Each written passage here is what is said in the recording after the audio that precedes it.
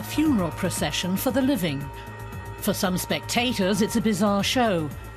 But for the participants, it's a deeply religious experience, because almost all of them have had a narrow brush with death. Every summer, the small Spanish village of As Neves is the setting for this unique event. This year, Marcos Rodriguez is taking part. His 6-year-old son had a brain tumor. Now the boy is doing well. His father considers it a miracle. So this year, Marcos is going to be carried through the village in an open coffin.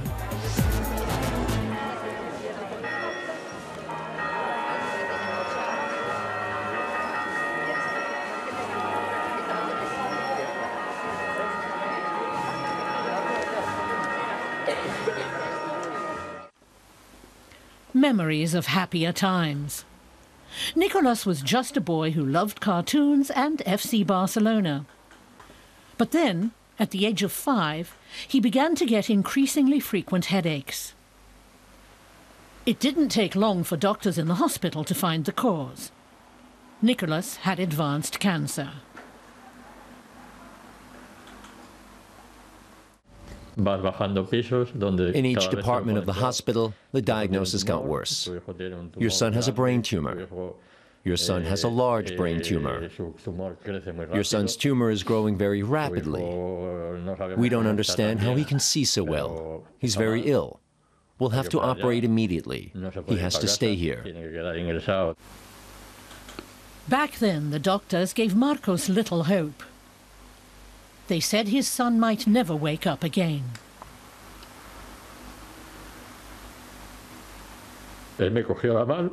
He held my hand and said, "Daddy, it's silly for you to cry. I'll be all right." That showed me how strong he is, and that he would fight. I'll never forget it.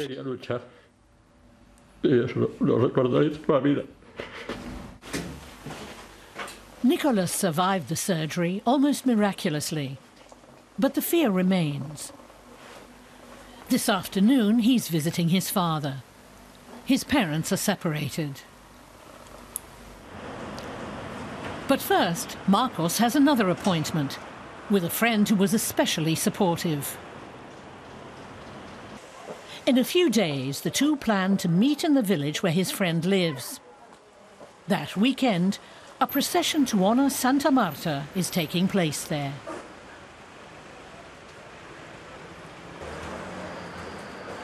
Marcos and his friend Jose Marino firmly believe in the power of this patron saint. Jose says she's brought people back from the brink of death. So a year ago, the two made a pact. Jose prayed to Santa Marta for her help. And Marcos promised to take part in this year's procession if his son survived.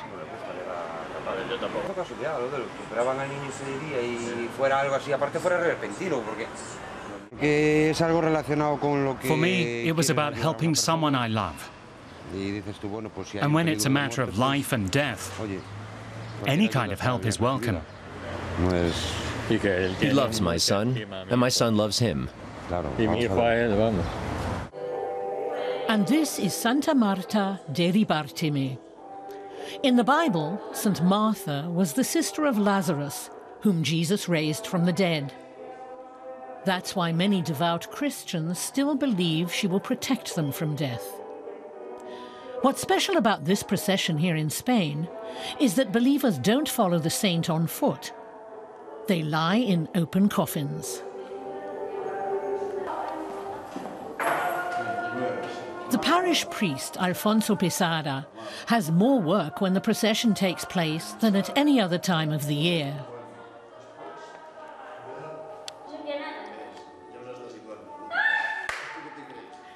He enjoys the attention it brings to his small church, but he also warns worshippers not to get their hopes up too high.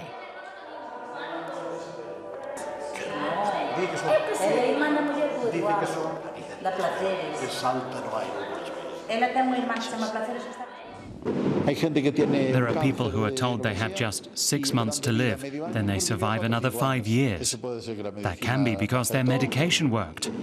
But if they say, Santa Marta helped me, that's also fine. We just can't prove these things. There's no proof of great miracles. To this day, the exact origin of the coffin ritual is a mystery to the villagers. Some say that in the Middle Ages, coffins were donated to poor parishioners.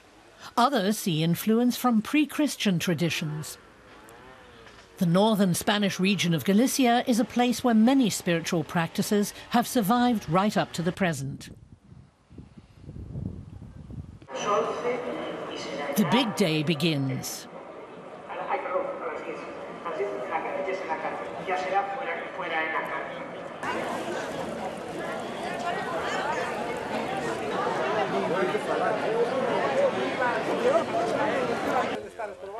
Marcos arrives in the village at about 10 in the morning. His friend Jose is already waiting for him. His partner and Nicholas have also come along. Marcos is feeling tenser by the minute, but Nicholas is all smiles. Marcos asks his son if he knows what his father's doing today. Nicholas says, keeping a promise, and Marcos explains that it's to give thanks because Nicholas is well again. Before the procession begins, father and son still have time to check out the other attractions.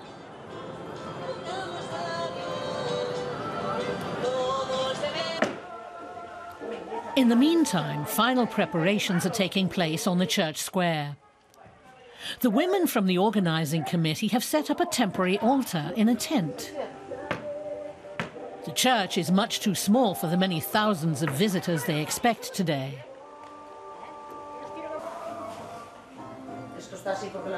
Then they fetch the coffins from the storeroom.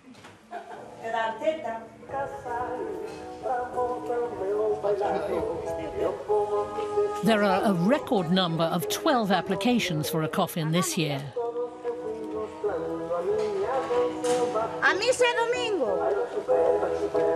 Marcos ordered his coffin by telephone.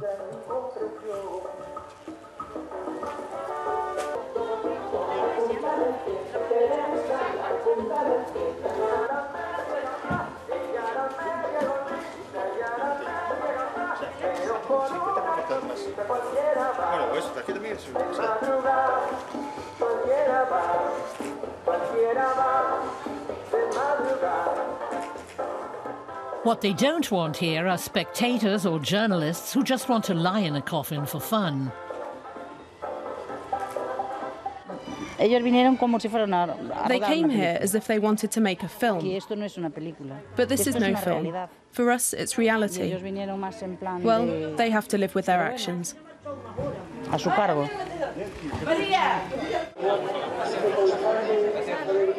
Shortly before the procession begins, Marcos attends a mass.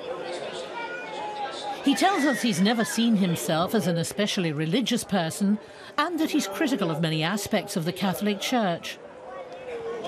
Despite that, he says faith helped him through the most difficult time of his life. This morning I was still nervous, but when I saw the coffin, it calmed me down. I said to myself, this is something I owe the saint, and there's no reason to be afraid. It's just my way of giving thanks.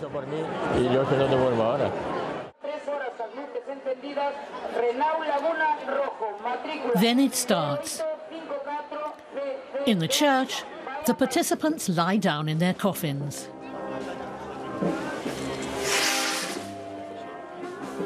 Marcos is right behind Santa Marta.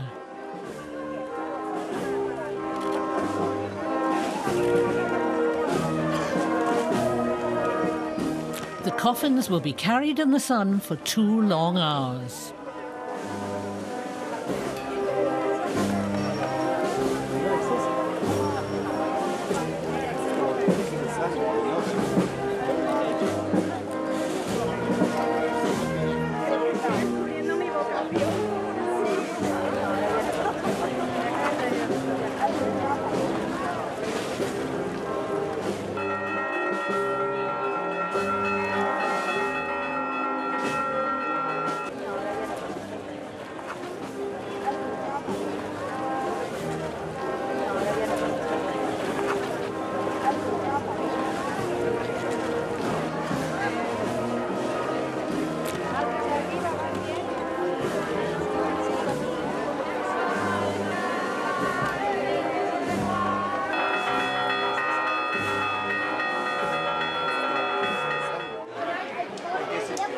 It's been a hot day.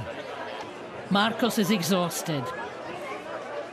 Now he wants to enjoy spending time with his son.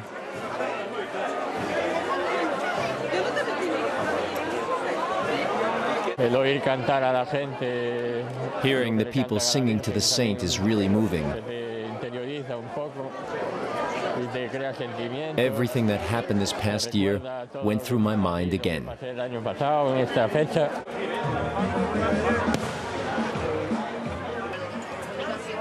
Now that it's over, Marcos also starts to relax. Ultimately, this festival is not just about death, but about the good fortune of being alive. I just hope for what we all hope for, happiness for myself and those around me. I want to thank everyone who made today possible. And Marcos reveals that taking part in the procession was actually the first of 2 promises he made last year. He's already saving money for the second one, a trip with Nicolas to watch FC Barcelona.